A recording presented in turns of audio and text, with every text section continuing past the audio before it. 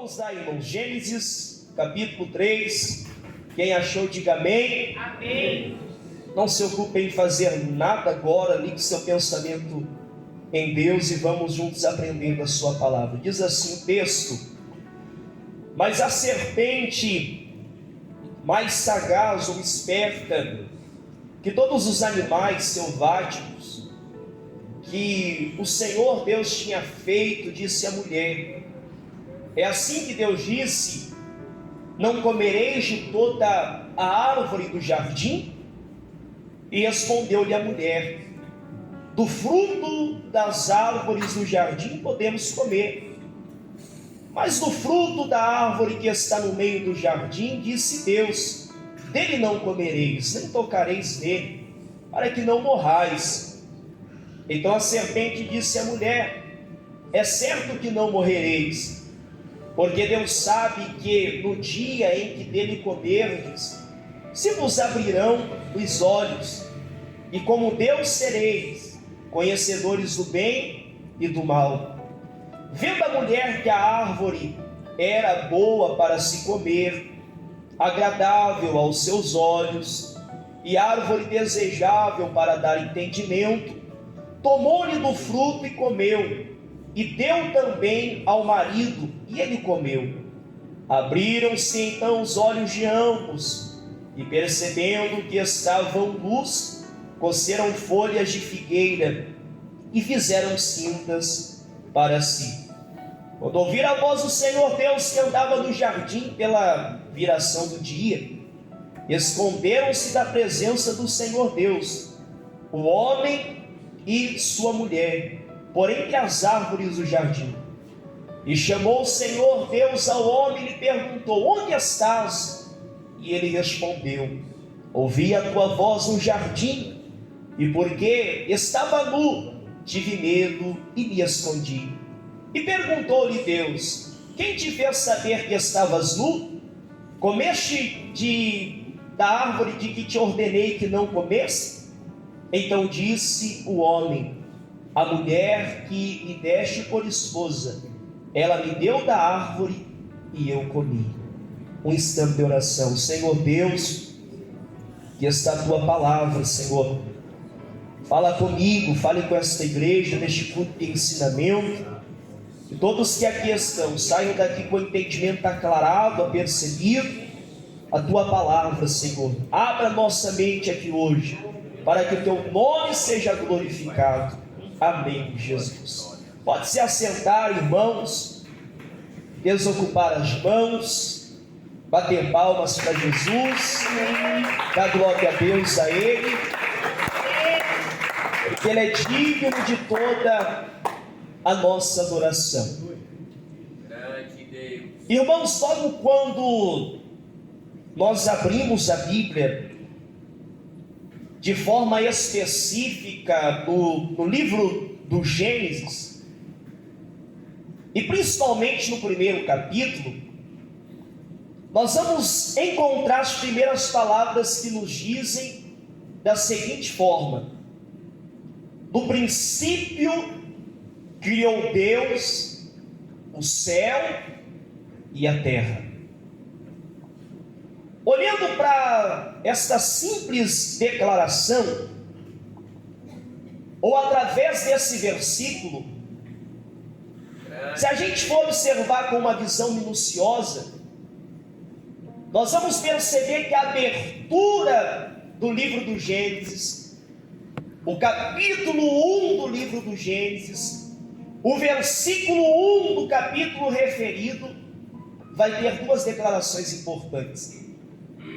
No princípio criou Deus os céus e a terra. Quem criou os céus e a terra?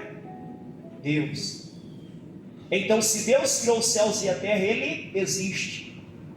E isso é algo que não se discute. Isso é algo que de forma alguma a gente deve argumentar quanto ao sentido de talvez acharmos que a existência de Deus é um mero conto, uma parábola, um sentido figurado. Não. A palavra de Deus, ela dá a declaração. Só que é muito interessante que quando nós começamos a desfolhar o livro do Gênesis, a gente vai perceber que antes da criação de Deus, no princípio, quando Ele criou os céus e a terra, antes de toda esta criação, a terra estava enfrentando uma situação que ela estava sem forma e também estava vazia. Ou seja, a gente pode ser bem categórico em afirmar aqui que na realidade havia um abismo sobre a terra.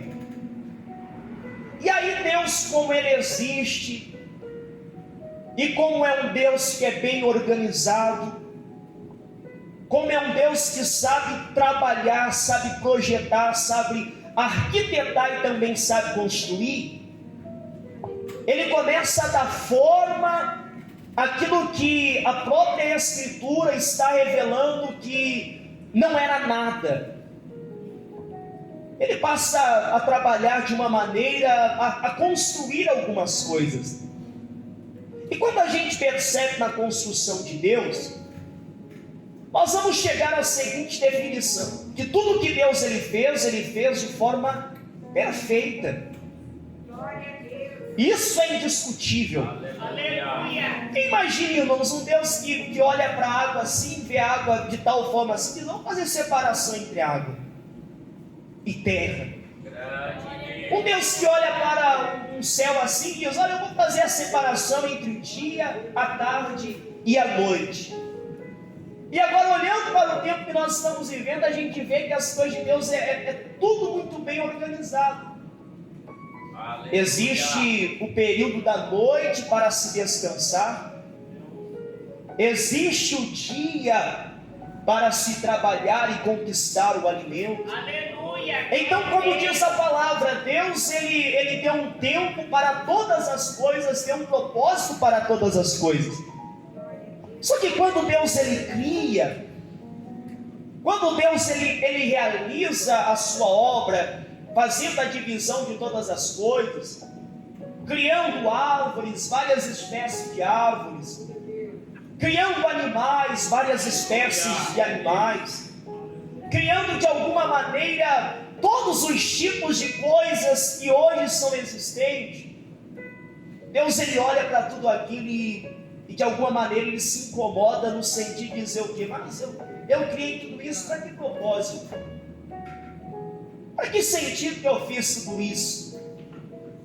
E aí um Deus tão grande, ele faz o que? Ele decide criar alguém para que pudesse cultivar, e não tão somente cultivar, como também guardar e usufruir de todos os benefícios que ele próprio havia criado. Glória a Deus! E aí Deus, eu imagino que ele olha para um pó, uma terra, que é insignificante.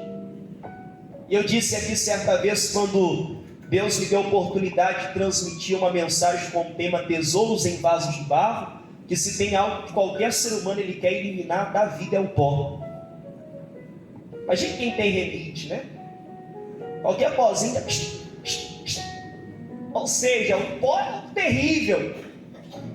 As mulheres, donas de casa, se pudessem eliminar ou deixar de lado algo que ela não tivesse oportunidade de ver, o pó. E o pó está em todo local, irmão. O pó está no chão, está na parede, está não sei na onde. É um descuido, você está o quê? Está diante de uma situação que está totalmente empoeirado. Aí Deus olha para aquele nada, aquele algo que para nós é insignificante, faz o quê? É a partir dali que eu vou criar o homem para um propósito. E aí a gente observa que no versículo 26 do capítulo 1, a palavra de Deus ela revela que Deus ele diz assim: façamos o homem à nossa imagem e semelhança. Aleluia. Tenha ele domínio sobre os peixes do mar, sobre as aves do céu, sobre os animais domésticos, sobre toda a terra e sobre todos os répteis que rastejam pela terra. Então Deus ele cria um privilégio maior, irmãos, não é o sentido do homem ser dominador, mas um dos privilégios maiores que o homem teve da parte de Deus foi ser criado à própria imagem e semelhança de Deus. E agora, como se fosse um bônus, Deus estava dizendo: olha, você vai ser criado à minha imagem e semelhança, mas não vai ser tão somente isso.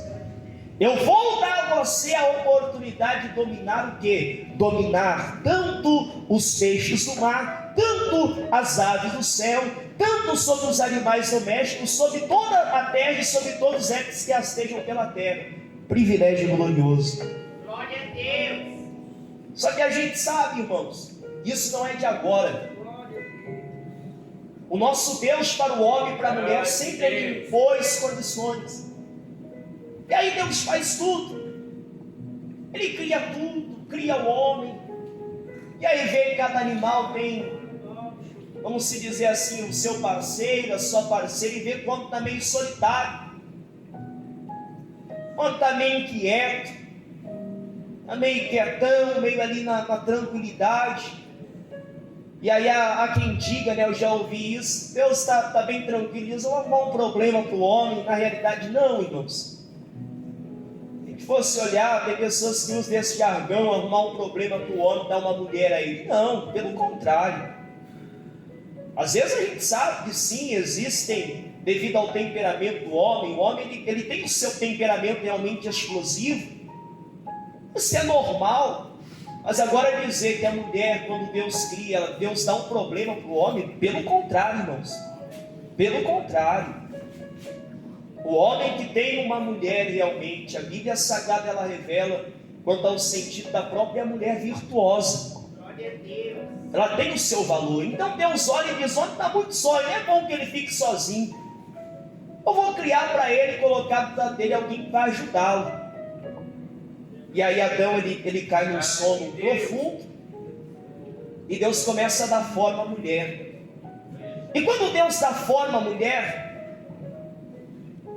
depois de um tempo já com o homem criado e a mulher também, Deus ele decide impor condições. E aí que eu entro, que condições da parte de Deus ela não vem do agora, ela vem desde os tempos que o mundo veio à existência. Deus sempre impôs condições. Se você quer ter uma vida bem sucedida na presença de Deus, a condição de Deus para você é obediência. E aí no versículo de número 17, o Senhor começa a falar. No versículo 15, Deus ele fez o que? Ele tomou, pois, o homem colocou no jardim do Éden para cultivar e guardar. Só que Deus ele deu uma ordem para o homem. E essa ordem de Deus ela começa no versículo de número 16. Ele diz: ó, de toda árvore do jardim comerás livremente. Aí entra o mais de Deus: mas da árvore do conhecimento do bem e do mal não comerás, porque no dia em que dela comeres certamente morrerás. Uma ordem. E aí o que acontece? A Bíblia Sagrada ela muda o cenário e pula para o capítulo 3. E quando pula no capítulo 3, na sua Bíblia você vai perceber ali que tem um subtítulo ali escrito: a queda do homem. E aí a gente percebe que a queda ela é um marco na história para a humanidade, porque ela é um divisor de águas na história da humanidade. Por quê? Porque a partir dela tudo muda. Mas eu pergunto para a igreja: tudo muda para melhor ou para pior? Para pior, irmãos. Por quê? Porque a queda do homem ela explica para nós por que o mundo é assim. Tem muitas pessoas que elas perguntam: por que o mundo é tão cruel? O porquê que as coisas são tão assim? Mas a resposta da palavra de Deus ela tem. A partir do momento que o homem ele cai, o mundo passou a vivenciar uma situação que tudo que era bom quando Deus criou passou a ser ruim. E o que acontece? Nos primeiros capítulos de Gênesis, a gente vai perceber que Deus é isento. Deus não é culpado pela queda do homem. Não. Deus não é culpado. Por quê? Porque tudo que Deus ele fez tudo muito bom. E diante de tudo que esse algo bom que Deus fez, Ele colocou o homem como responsável. Ele diz: olha, eu fiz tudo que é bom, te coloquei como responsável, está sobre as suas mãos. E aí o que o homem faz? O homem pecou, o homem caiu. Ou seja, se o homem pecou, se o homem caiu, ele próprio é responsável pelo quê? Pelas consequências da queda. Então a consequência, irmãos, da queda vem do próprio homem, é ele que é responsável. E aí o que a gente percebe? Só que quando o homem cai, Deus, aleluia, existe aquela indagação da pessoa: mas como que ocorreu a queda? Quais são as consequências? E é exatamente isso que Deus ele quer falar conosco aqui hoje. Porque nós, irmãos, precisamos entender algo. Se naquele tempo em que Deus se movia de uma maneira, que ele se apresentava ao homem no jardim constantemente, o inimigo já estava lá tentando destruir com tudo aquilo que Deus ele realizou, imagine agora. A Bíblia é clara, ela diz que o mundo jaz do maligno. A Bíblia é clara, o Deus desse século tem cegado a visão de muitos. Quem que é o Deus desse século? O próprio inimigo, é o próprio Satanás. Quem de nós que não lembramos quando Jesus passou aquele período extenso? Quanto tempo Jesus ficou no deserto, irmãos? Fazendo o que no deserto? Brincando? Não. Consagrando, se separando. E aí o diabo fez: olha, vem aqui, vamos subir até comigo diante aos altos aqui, vamos olhar do templo, da melhor altura que se tem, todo este mundo aí. Se você me adorar, eu dou tudo ele para você. Oxe, o mundo não é de Deus? Por que Satanás ele estava querendo dizer: olha, se todo este mundo que você está vendo eu te dou? Porque ele já domina. Porque por mais que a terra foi criada por Deus, ele domina, e domina tudo mesmo, irmãos. Domina. Então a gente percebe que a mensagem de Deus para nós hoje é o entendimento que a gente precisa estar atento. Primeiro, vamos perceber o texto. A palavra de Deus ela revela que aparece no meio do cenário, no capítulo 3, uma serpente. E a palavra de Deus ela deixa destacado para nós que de todos os animais selváticos ela era mais sagaz, esperta, ela era astuta. E a primeira coisa que a gente precisa entender é que a palavra astuta ela tem um significado, um exemplo de alguém que sabe o que quer. O nosso Deus ele sabe o que ele quer. E o que o nosso Deus ele quer? Ele quer que a gente tenha vida e vida em abundância. O inimigo também ele sabe o que ele quer. E qual que é o objetivo? Ele tem muito bem já as suas estratégias. O objetivo de Satanás é como o objetivo de qualquer ladrão. Um ladrão ele vai para o quê? Ele vai para matar e já sabendo que ele pode morrer, ele tem um objetivo. O ladrão ele vai para o quê? Ele vai para roubar e vai também para destruir. O inimigo também ele tem as suas estratégias muito bem definidas. Então ele é alguém que sabe o que ele quer. O que acontece? A serpente ela aparece. E a Bíblia Sagrada de forma posterior ela vai identificar a serpente como Satanás. Ela começa a dizer que ela é sagaz, ela é prudente. Mas a coisa em questão, irmãos, ela, por mais que ela é sagaz, ela é alguém inteligente, alguém prudente. Mas não é prudente quanto ao sentido bem, é prudente quanto ao sentido mal. E aí o maligno ele faz o que? Ele começa a usar de artimanhas. Para fazer o que? Para atrair Eva. E aí a gente vai perceber os passos para a queda. A primeira coisa que acontece é que ela chega diante de Eva e começa a dizer: olha, é assim que Deus disse, não comerei de toda a árvore do jardim? Ou seja, a serpente ela começa um diálogo.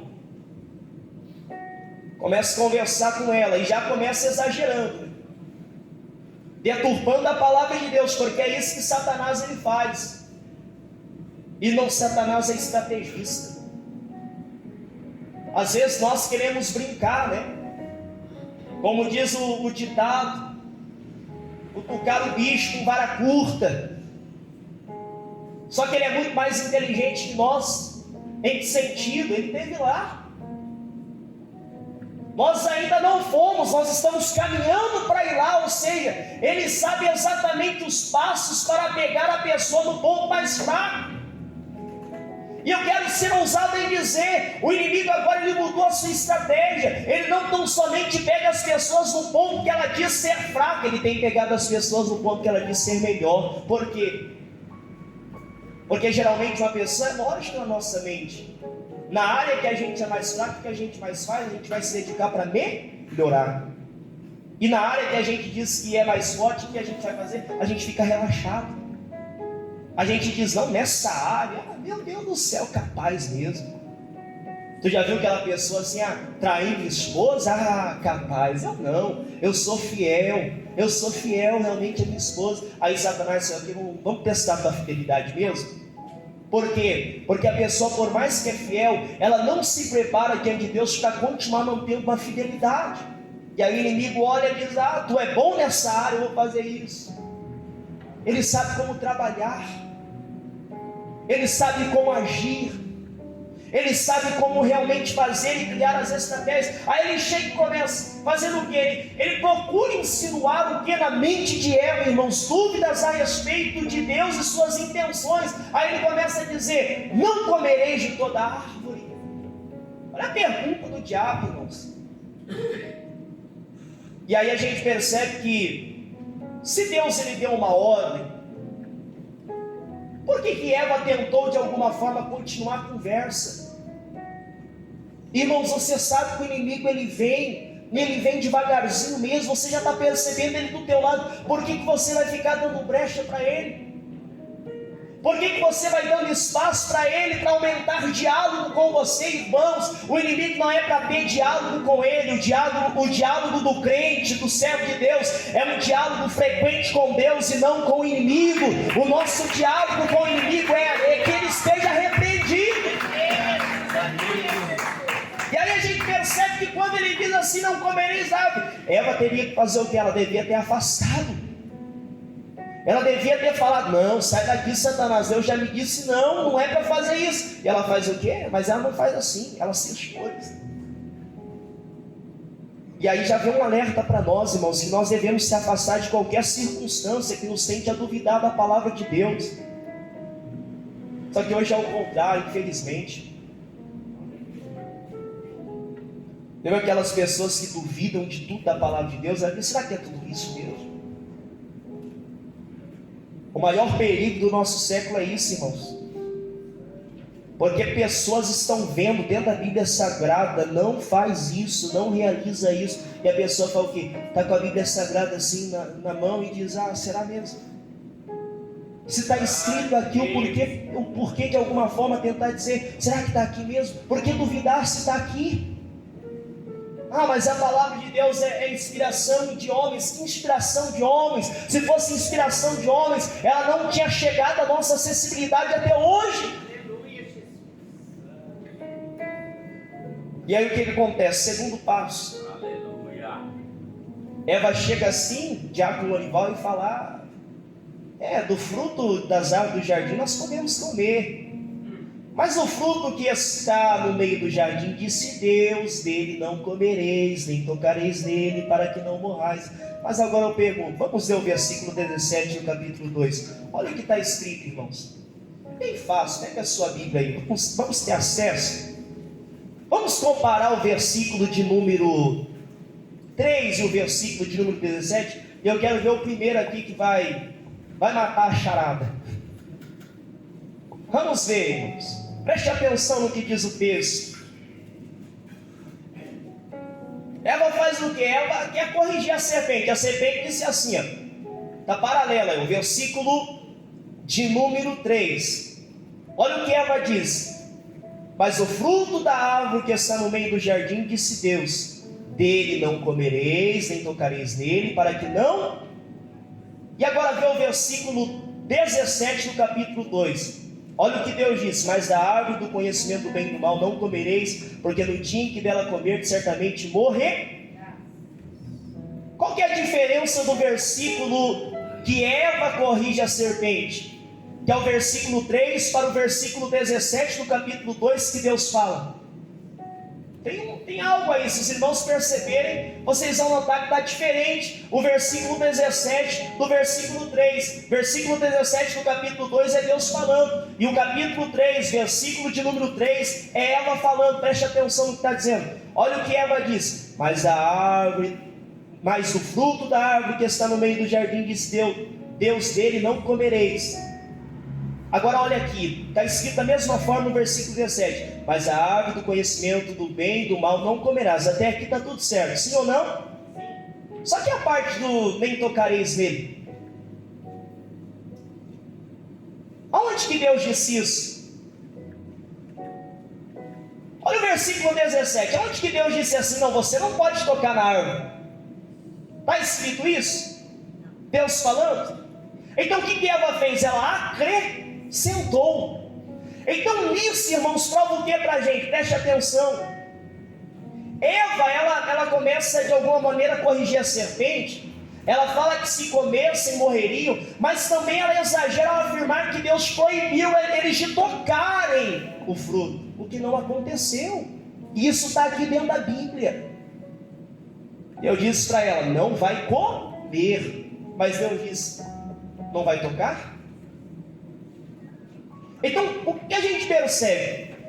A gente precisa observar um ponto aqui, que Eva se expõe respondendo, ou seja, prosseguindo na conversa com a serpente. Ela não devia ter feito isso, porque ela devia ter saído daquela situação de perigo, porque eu torno a dizer, irmãos, o inimigo não pode ter conversa. Tem pessoas que ela ouve mais a voz do inimigo que a própria voz de Deus. E eu pergunto: a quem que tem servido? A Deus ou ao diabo? Quer corrigir Deus. O diabo está tentando a pessoa fazer algo, e a palavra de Deus está dizendo: não faz isso, não realiza isso. E a pessoa chega: acho que o diabo está certo mesmo. Está certinho o diabo, acho que tudo que ele está falando, ele está colocando essa dúvida, mas eu acho que não é tudo isso que Deus ele quis dizer, não. Eu acho que pode ser haver uma brechinha ali, uma brechinha lá. Ou seja, irmãos, Eva, quando vai corrigir a serpente, ela se esconde algo que ela já tinha desejo, em vez de ela ter afastado. E aí o versículo 3 continua mostrando para nós o que? Os passos para a queda. Porque daí a serpente, quando percebe que Eva já estava com o olhão vidrado, já estava desejando, ela faz o que? Ela fala: mulher, calma aí, é certo que você não vai morrer não. O inimigo é sujo, irmãos. Ei, Satanás, como ele é sujo. Como assim? Deus disse que vocês vão morrer? Vocês não vão morrer nada. É certo que vocês não vão morrer não. E aí, se não bastasse isso, sabe que a serpente, ela sendo usada pelo inimigo, ela falou: vamos ver o que vai acontecer. Porque Deus sabe por que Deus disse para vocês não comer? Porque Deus sabe que no dia em que dele comerdes vos abrirão os olhos, e como Deus sereis conhecedores do bem e do mal. E aí tudo bem, irmãos. Diante disso, a serpente faz o quê? Ela dá seu golpe fatal. Ela começa a dizer: como assim? Deus disse que vocês vão morrer. Na realidade vocês não vão morrer. Deus ele está mentindo. Na realidade Deus ele tem má intenção. Deus ele não quer que vocês realmente conheçam o que é o bem e o que é o mal. E aí continua. Segundo a serpente, na realidade o que Deus não queria que acontecesse era que eles fossem como ele, conhecedor do bem e do mal. E assim, segundo a própria serpente, irmãos,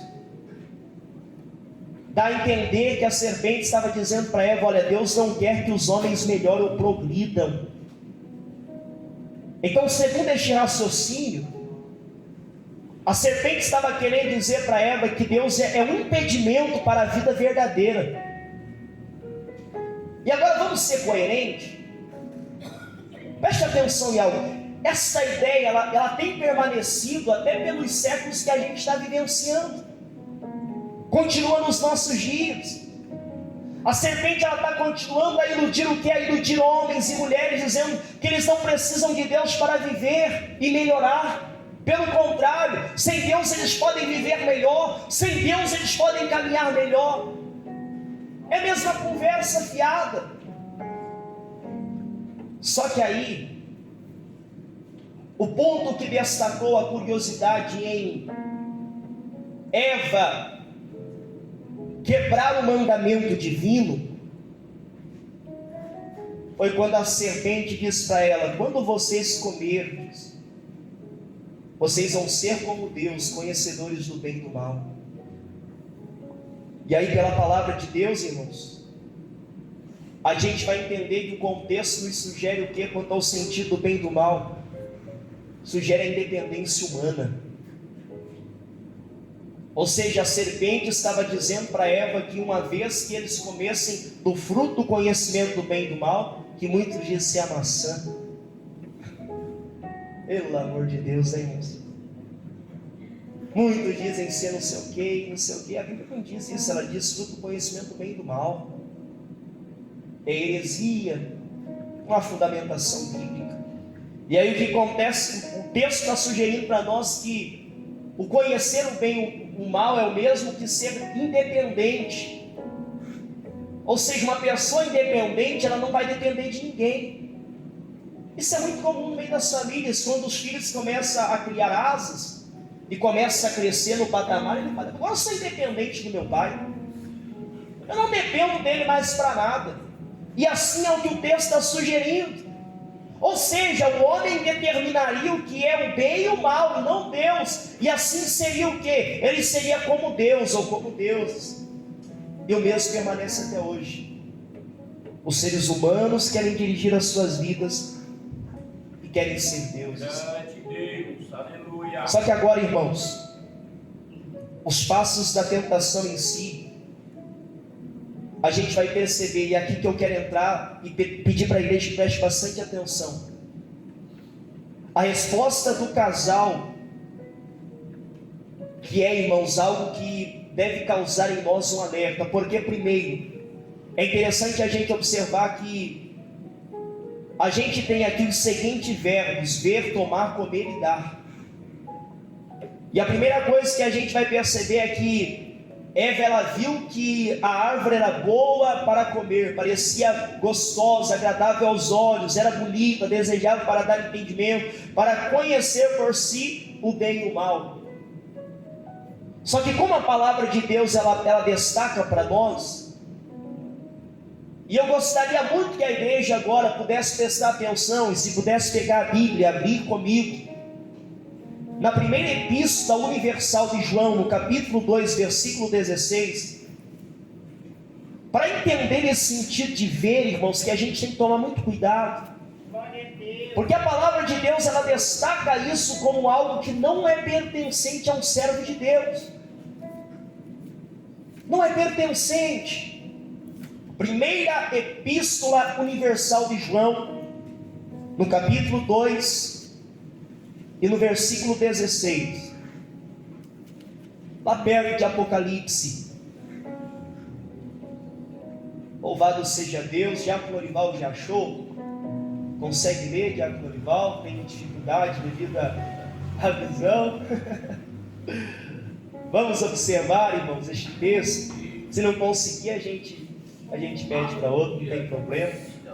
Irmão Noir, consegue ler para a gente? Primeira Epístola Universal de João, no capítulo 2, versículo 16. Louvado seja Deus. 2,16. Nada que é deste mundo vem do Pai, dos maus desejos da natureza humana, a vontade de ter o que agrada ao orgulho e o orgulho pelas coisas da vida. Tudo isso não vem do Pai, mas do mundo. Ou seja, irmãos, essa questão de ver que era boa, que era gostosa, agradável aos olhos, todas as vezes que o homem fita algo em coisas que não são provenientes da vontade de Deus, automaticamente ele está fazendo o quê? Ele está fazendo algo que é pertencente ao mundo. Então o texto sugere para nós o quê? Porque tudo que há no mundo é a concupiscência da carne, a concupiscência dos olhos, a soberba da vida. Isso não é procedente do Pai, mas procede do mundo. Ou seja, o início da queda está o quê? Na concupiscência. E a concupiscência, infelizmente, é algo que tem feito parte de muitos. A concupiscência dos olhos, aquela pessoa que qualquer coisinha está colocando os olhos. E aí, do colocar os olhos naquela coisa, já coloca os olhos em outra coisa, e assim vai, assim vai, assim vai. Há uma pesquisa, irmãos, que até mesmo demonstra que alguns sentimentos que hoje jovens têm sentido, no sentido da pornografia, é muito em razão de coisas que vêm mediante a filmes e séries, desperta esse desejo.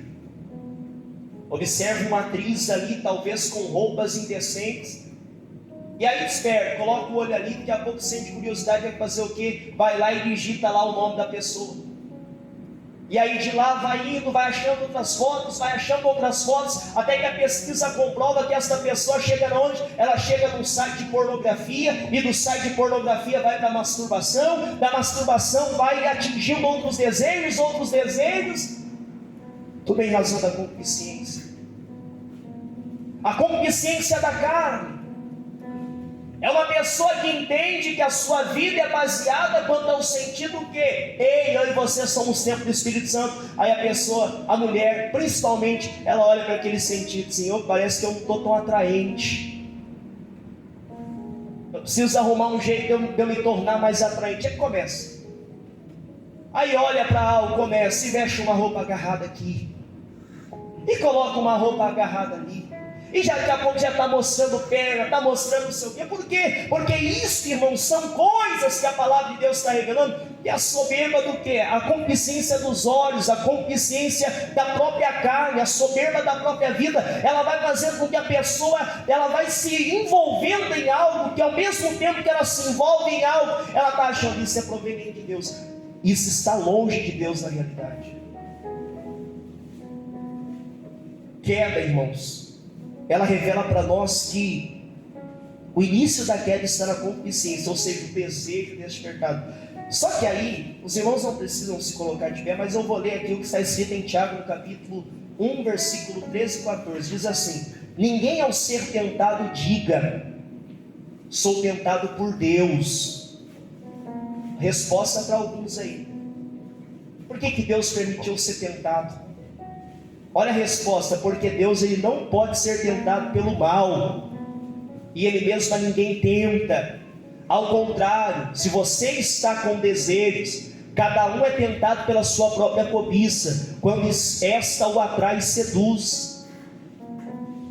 Se muitas pessoas elas têm sentido desejo por tantas coisas, não adianta ela querer culpar Deus. Deus não é culpado disso não. O culpado exclusivamente dos desejos que tem se manifestado em você é a sua própria cobiça, porque ela vai te atraindo e logo ela te seduz. Portanto, Eva, irmãos, estava neste ponto com desejos errados despertados em seu ser. A serpente alcançou o seu propósito e os próximos passos foram a queda. Aí o que acontece? Depois ela vê, a Bíblia Sagrada revela que ela tomou. Ou seja, agora o objeto que ela tinha como desejo, ela toca. Antes ela só olhava, mas agora tem em mãos. E aqui que é o problema, irmãos. Quando a pessoa tão somente está sendo despertada por algo errado, mas ainda lembra que tem a misericórdia de Deus e quer se afastar, ela tem oportunidade. Mas agora quando ela pega nas mãos, quando ela toca, e como diz, a letra do louvor do Jarvis, a letra bem lembrada: o pecado ele não dói. Não. A pessoa que peca, ela sente prazer. Você vai conversar com a pessoa, ela diz: nossa, está muito gostoso o que eu estou fazendo, está muito bom o que eu estou realizando. Mas as consequências, ela vem com o passar do tempo. E só quem vivenciou uma situação do quão terrível é o pecado, que sabe o que eu estou falando. Então, irmãos, o problema aqui é, uma vez que você tem um desejo por algo, você está olhando para aquele algo, mas ainda você nem pode buscar a misericórdia de Deus, você ainda tem oportunidade oportunidade. Agora o problema de muitos é que antes olhava, agora tem nas mãos, e agora para tirar é uma dificuldade. Porque Satanás ele cega.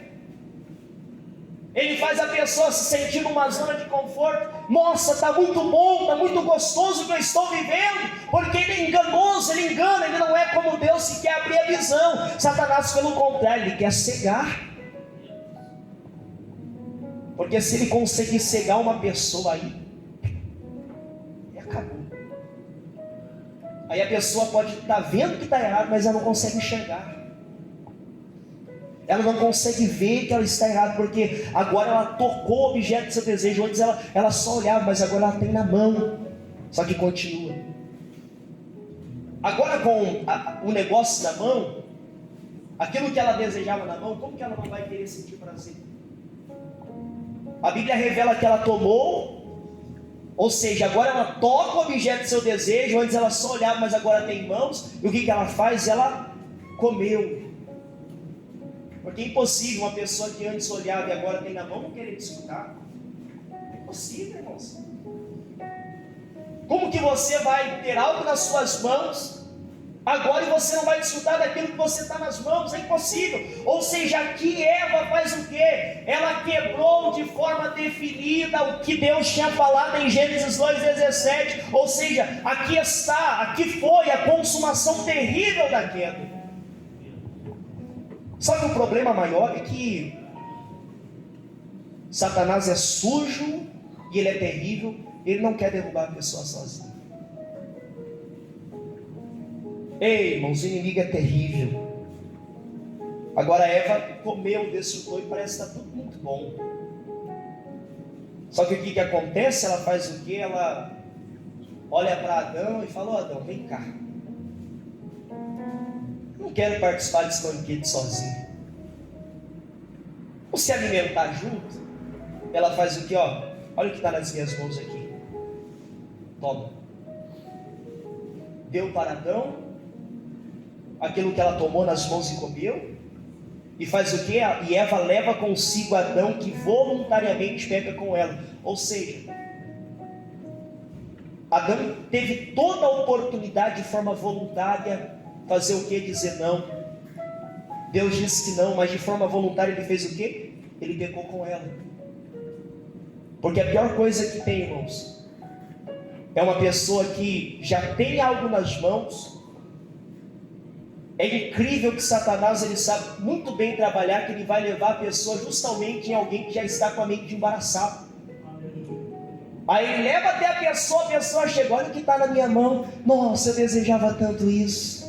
Eu queria tanto isso. E a pessoa faz o quê? Abraça aquilo também. E efetivamente o que acontece? Os dois pecam e caem junto. Mas como eu disse, irmãos, o pecado ele não dói. O pecado não dói. Por quê? Porque ele, como diz a letra do louvor, ele vem de mansinho, sempre dando um jeitinho. O pecado ele não dói. Só que Paulo ele deixou claro que o salário do pecado é o quê? E a morte, a gente sabe, principalmente no sentido espiritual, ela não é como a morte física. Existem muitas mortes físicas que elas são espontâneas. A pessoa teve um ataque cardíaco e automaticamente morreu. Mas o espiritual é diferente. A morte espiritual é por níveis. Só que o problema maior é que Satanás ele está colocando na mente das pessoas: você pode estar morto, mas ele quer mostrar para a pessoa que na realidade ele está vivo. Só que aí as consequências elas começam a vir. E agora, para encerrar, irmãos, a conclusão deste texto, eu digo que a queda do homem, ela pelo menos trouxe 4 efeitos colaterais no meio da humanidade. E a primeira foi o sentido que é o versículo 8: quando ouvir a voz do Senhor Deus que andava no jardim pela viração do dia, o que Adão e Eva fez? Se esconderam da presença de Deus, por entre as árvores. Porque aqui tem a primeira queda. O pecado ele traz a queda psicológica. Uma vez que a pessoa, ela peca, a primeira coisa que vai atingir é o seu psicológico. A pessoa vai ter medo de chegar até um irmão, ela vai ter medo de chegar até o pastor, ela vai ter medo de estar no meio, porque ela sabe, irmãos, ela tem dentro de si, na sua consciência, no seu psicológico, algo que talvez ela pode estar escondendo de qualquer mas como esconder de Deus? E a questão aqui é que a Bíblia Sagrada revela que nada que esteja oculto, que um dia não vai ser revelado. As pessoas se preocupam com o que vai ser revelado aqui agora. O erro dela, ela se preocupa, nossa, vai ser revelado diante da assembleia dos irmãos. Mas e naquele grande dia? Não é melhor se revelar agora, se arrepender, Grande Deus, do que naquele grande dia você chegar lá e ter que prestar conta daquilo que você fez? Queda psicológica. Mas a segunda, olha o versículo 11: perguntou-lhe Deus: quem te fez saber que estavas nu? Comeste da árvore de que te ordenei que não comestes? Então disse o homem: a mulher que me deste por esposa, ela me deu da árvore e eu comi. Queda sociológica. Um dos graves erros do ser humano é não reconhecer os seus erros. O ser humano, quando ele cai, nunca tem a coragem de dizer: não, eu caí, foi eu que caí, a culpa é minha. Não, ele vai dizer: foi a irmã Santina que me fez cair. Foi o diácono Lorival que disse: é muito bom. Se você fizer assim, ou seja, ele nunca assume os erros. E o erro da humanidade é isso até hoje, irmãos. As pessoas querem culpar os outros por aquilo que elas não fazem. Queda sociológica. Terceira queda, queda ecológica. O versículo de número 18 diz que a terra, ela se transformou em uma terra maldita, porque ela passou a produzir o que? Também cardos e abrolhos. Uma terra que era perfeita.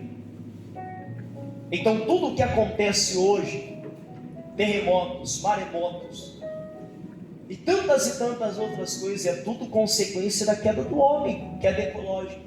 Mas agora, para finalizar, a quarta queda, e esta é a mais preocupante, além da queda psicológica, além da queda sociológica, queda psicológica, mente, sociológica, pessoas, ecológica, terra, houve uma quarta queda. E essa queda é uma das quedas que eu posso dizer para a igreja que, uma vez que experimentado, irmãos, não faz mais sentido viver. E que queda é essa? Queda teológica, porque o versículo 23 do capítulo 3 diz assim: o Senhor Deus por isso lançou fora do jardim do Éden, a fim de lavrar a terra de que fora tomada, e expulsou o homem, colocou querubins ao oriente do jardim do Éden, e o refugir de uma espada que se revolvia para guardar o caminho da árvore da vida. Ou seja, além da queda psicológica, além da queda sociológica, além da queda ecológica, houve a queda teológica, o rompimento da relação entre o homem e o próprio Deus. Olha como Satanás é sujo. Ele quer dilubriar a sua mente psicológica. Ele quer acabar com as pessoas que estão à sua volta. E ele quer te afastar de Deus. Esses foram os passos para a queda. Então eu digo para a igreja algo, irmãos. Nós precisamos seguir as recomendações que Pedro ele deixou para nós. Sede sóbrios, vigilantes, porque Satanás, o vosso adversário, ele anda rugindo, ele anda bramando como um leão, a fim de fazer o quê? De tragar. Isso aqui é a evidência que uma vida sem a direção de Deus, a probabilidade de estragarmos tudo que até então a gente recebeu é muito grande. Por isso que Deus ele requer de nós, igreja que estamos aqui, é vigilância. Não queira corrigir Satanás. Contra ele cabe só repreensão. Em Judas vamos perceber que quando estava ali Miguel discutindo com o corpo, com Satanás sobre o corpo de Moisés, o que Moisés disse para Satanás? Que o Senhor te repreenda. Por quê? Ele quis conversa? Não. Satanás é tão mentiroso que ele usa de um artefato que parece verdade, mas é mentira. Então tome cuidado. Seja prudente. Porque tudo que a gente vive hoje é consequência de erros lá atrás. Só que agora a história muda. Porque Deus está dando uma nova oportunidade para a humanidade. Só que essa nova oportunidade é tão somente para aqueles que têm vivido uma vida diante de Deus que se baseia na vigilância e que não se baseia em questionamentos com o inimigo, em dúvidas da palavra de Deus, mas pelo contrário, se baseia em ter confiabilidade na palavra do Senhor. Eu encerro dizendo algo agora. O Salmo 119 e 105 é o suficiente para nós. Que quando o Satanás ele tentar indagar algo para a gente, dizer, será que é isso mesmo? A resposta que a gente pode dar a Satanás é: a palavra de Deus ela é lâmpada para os meus pés. E enquanto eu permanecer aqui nesta terra, ela continuará sendo luz para os meus caminhos. Palmas se glorifica a Jesus. Se coloque de pé, irmãos.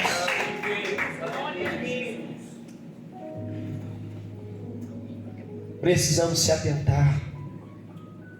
Por mais que houve a queda e as suas consequências elas estão pairando até hoje, ainda há esperança.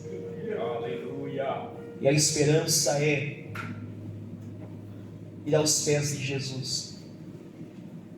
Chegando até Jesus, irmãos, Grande Deus. nenhuma condenação ela haverá para aqueles que estão em Cristo Jesus. Glória a Deus, aleluia, Jesus. Vamos orar ao nosso Deus. Quem tem se sentido aí Aleluia. tentado pelo inimigo? Todos, né? Quero ver quem que não é tentado pelo inimigo de alguma forma. Mas vamos orar. Feche os seus olhos. Feche os seus olhos. Vamos orar. Senhor nosso Deus, nós rendemos graças a Ti, Senhor, pois a Tua palavra ela teve uma direção aqui hoje. O Senhor nos exortou quanto ao sentido de estarmos atentos, apercebidos, e sempre vigilantes na Tua presença, Senhor. Porque assim como foi no iniciar, meu Deus, do mundo, a queda do homem, ela causa graves consequências até o dia de hoje. Mas o Senhor nos trouxe alerta aqui, que a gente precisa estar atento, pois Satanás é sagaz, e o desejo dele é nos desviar a atenção, fazer com que a gente venha também compactuar da mesma ideia de deturpar a Tua palavra. Mas eu sei que essa igreja, Senhor, ela sai daqui hoje revestida, atenta, porque como combateremos o diabo é através da palavra. Jesus venceu o diabo no deserto pelo poder da palavra, e nós sabemos que o Senhor, meu Pai, quer nos dar esta autoridade.